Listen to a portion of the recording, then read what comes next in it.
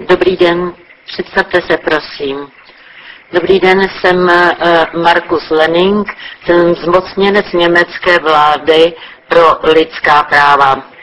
V médiích se objevila informace, že budete mít dnes řadu setkání v ministerstvu zahraničí, v organizacích na ochranu lidských práv.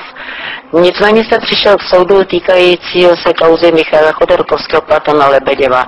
Proč jste sem přišel? Tento proces je neznačně symbolický. Vidíme zde dvojakou situaci.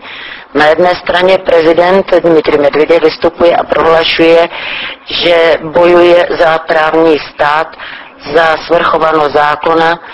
Na straně druhé ale probíhá tento proces, na něm jsou práva dvou zatčených naprosto popírána, jsou uváděny naprosto nesmyslné a směšné důkazy.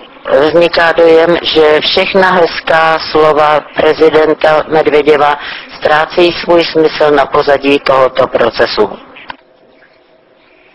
A to je skutečně v Německu tak velký zájem o tento proces? Ano, v Německu je skutečně velký zájem jak ze strany vlády, tak i ze strany veřejnosti. A my opravdu důsledně sledujeme tento proces. Pro nás je svým způsobem prismatem, přes nějž vidíme, jaká je ve skutečnosti dnešní realita v Rusku. Ukazuje, jaké místo zaujímají lidská práva v této společnosti a jak jsou respektována. Vidíme, že práva občanů a práva podnikatelů jsou naprosto podřízeny své vůli úřadů.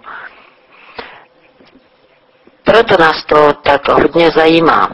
Protože Rusko je pro nás hodně velký a důležitý partner. Je to náš velký soused. Proto je pro nás velmi důležité, aby se Rusko vyvíjelo demokraticky a aby se nic takového nestávalo. Je to ale velmi bolestivý proces. Děkujeme.